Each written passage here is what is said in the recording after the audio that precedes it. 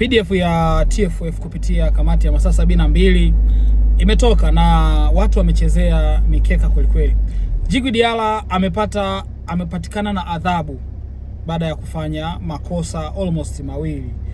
Tumi kwenye issue ya Djigui Diarra naona kama sio fair kwa kilichofanyika. Ni kama kamati ya masaa 72 na yenyewe imemuogopa kama ambavyo mwamuzi wa kati Gilbert alimuogopa kumpa kadi nyekundu mara baada ya kumaliza dakika 90 katika uwanja wa Jamhuri Dodoma. Ukiangalia Djigui Diarra ameadhibiwa kwa kosa la kumshambulia mwamuzi, ametozwa faini na kufungiwa mechi 3 kwa kosa hilo peke yake. Lakini ametozwa faini ya shilingi milioni 2 kwa kosa la kuonyesha ishara ya matusi kiwanjani. Na hapa nimrekebishe pia mwandishi kwa sababu amesema ameonyesha dole la kati. Dole la kati ni nini? Alifaa kutuambia kwamba Djigui Diarra ameonyesha ishara ya matusi, ili hata mtoto mdogo ambaye hajui dole la kati nini najua kabisa Diarra alitukana kwenye mchezo huo wa Yanga ambaye alikuwa anamkabili Mtibwa ugenini. Djigui Diarra ukiangalia makosa ya mawili, kumshambulia mwamuzi na kutoa ishara ya matusi, ukialeti kumshambulia mwamuzi unaweza kusema ni panic ambayo huwa inatokea viwanjani, lakini kutoa ishara ya matusi ameenda nje ya mchezo. Maana yake hili ni kosa ambalo pia lilistahili kumfungia mechi kadhaa zisizopungua 3. Kwa hichi nadhani kamati ya masaa 72 kama ingekuwa na chombo kikubwa juu yake, nayo ilikuwa inakutana na rungu la kuto kumtendea haki Djigui Diarra kwa maana ya kumpa adhabu ambayo si stahili, adhabu ndogo, adhabu ambayo alistahili kupata faini kwenye makosa yote mawili, lakini kufungiwa kwenye makosa yote mawili. Tumewahi kuona kwenye kesi kadha wa kadha, unakutana na mtu amefungiwa amefungwa miaka 100, lakini ukienda kiuhalisia huoni kosa la moja kwa moja ambalo linaweza likampa adhabu hiyo ya miaka 100. Kumbe unagundua amefanya makosa mengi sana, na hayo makosa ndio yametengeneza idadi ya miaka hiyo. Kwa hiyo hata Djigui Diarra kufungiwa miaka mizunguko 3 ya ligi kwa maana ya mechi 3 za ligi si sawa, haiwezi kuwa ni adhabu pia ambayo inaenda kule kwenye kosa la matusi. Otherwise TFF au kamati ya masaa 72 walipaswa kuweza kutoa ile faini ya milioni 2 kwenye kosa hilo, kama kosa la kufungiwa mechi 3 linaingia kwenye makosa yote mawili. Lakini ukija kwa mwamuzi Gilbert amefungiwa, ameshushwa kabisa daraja kwa kosa la kuto kumpea adhabu stahiki Djigui Diarra. Tujiulize wote, kitendo hichi cha mwamuzi wakati kuto kumpa adhabu Djigui Diarra kwa maana ya kadi nyekundu kilikuwa kinaathiri vipi mchezo? Kwa sababu maamuzi hayo yanaathiri nini kwenye mchezo, kwenye mechi zote mbili? Yupi ambaye anaathirika na hayo maamuzi? Kwa nini mwamuzi huyu ashushwe? Yes, nimeona kwamba pengine ni makosa ambayo ameyafanya mara 2, lakini hajashindwa kuumudu mchezo. Ieleweke wazi, hajashindwa kuumudu mchezo. Kilichotokea ni kwamba yeye tu aligafilika kutoa kadi nyekundu. Hivi ni kosa ambalo linastahili mwamuzi huyu kushushwa daraja? Unajua kushushwa daraja ni kuwa demoted, ni kwamba umefanya kitu ambacho kimeleta madhara makubwa sana, na hivyo unashushwa wewe daraja. Au adhabu ya ishara matusi kwa Djigui Diarra ndiyo ambayo imetoa ishara kwa mwamuzi. Mimi nadhani kuna kitu kikubwa ambacho kinatakiwa kifanyike. Mashabiki wa Simba, yes, mimi nafikiria ikiwezekana Simba anapaswa walau mechi kadhaa acheze bila mashabiki.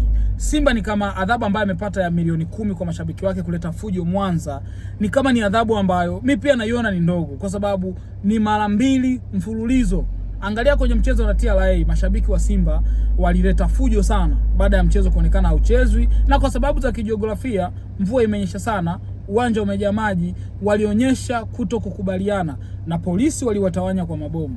Fikiria hichi kitendo cha polisi kuwatawanya mashabiki kwa mabomu, maana yake ni adha kiasi gani ambayo imetokea kiwanjani mpaka nguvu ya ziada imetumika, vyombo vya ulinzi na usalama vimeingilia kati kwa sababu tu mashabiki wameleta fujo. Kule Pamba wamecheza kwa maana CCM Kirumba dhidi ya Pamba Jiji, wameleta fujo baada ya Simba kuondoka kiwa ametoa sare ya 1-1 dhidi ya Pamba. ile ilistahili itoke adhabu kubwa zaidi. Cha kwanza, wacheze Simba bila mashabiki kwa sababu mashabiki wao sio wanataka fujo, na hii ni funzo kwa sababu CAF pia wamewahi kumfungia Simba. Last season Simba alicheza mechi bila mashabiki. Kwa nini? Kwa sababu inaonekana kumbe mashabiki wa Simba si wavumilivu, haswa pale ambapo timu yao haijafanya vizuri. Kwa sababu wakati mwingine sio kwamba timu imeonewa kiwanjani au vipi, no. Ni timu yao kuto kufanya vizuri, wao wana react negatively, kitendo cha ambacho kinapelekea usumbufu kwa wasimamizi wa mchezo wa mpira wa miguu. Hivyo nadhani wanapaswa kuangaliwa kwa jicho la tatu. Waangaliwe vizuri. TRA mechi na Young Africa na kubaliana nao. TRA anapaswa kulipa fine. Je, faini ya $500,000 kwa watu ambao wamekamia kuumiza wachezaji ni faini sahihi? Tujiulize wote. Yanga alicheza mechi ngumu sana pale Arusha dhidi ya TRA, na ni mchezo ambao ulitumalizika kwa sare ya bila kufungana. Kadi nyingi zilitoka, kadi zaidi ya 5 za njano zilitoka, lakini walipata kadi nyekundu kwa Mzamiru Yasin, aliweza kudhawadia kadi nyekundu. Lakini kadi nyekundu haitoki tu kwa mtu kushikana mikono na mchezaji mwenzake. Manake madhambi yalifanyika mengi, madhambi ambayo yanaweza kupelekea kuumiza wachezaji na kuigharimu timu nyingine, kwa sababu kama unacheza mpira ukiwa umekamia, tunatarajia kwamba hutocheza katika intensity ya kawaida, utacheza katika intensity ambayo ni ya juu sana ya kukamia, lakini lengo lako halitokuwa tu kulinda au kushinda. Lengo lako linaweza likawa pia ni kuumiza wachezaji wa timu nyingine. Kwa hivyo hichi kitu lazima kiangaliwe vizuri. Ni vitendo ambavyo tunavyoelekea kwenye mzunguko wa pili wa ligi tunavitarajia sana, kwa sababu kuna timu zinatarajia kushuka daraja, kuna timu ambazo zinatarajia kupigania ubingwa.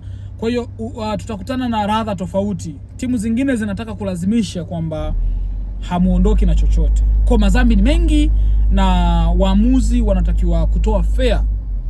Yani mtu akicheza madhambi mara nyingi, tia umeme, kwa sababu hii itasaidia tusifike huko ambako timu zinaweza kupata majeraha makubwa. Na hapa mimi nazungumzia timu ambazo zinaenda kugombania ubingwa.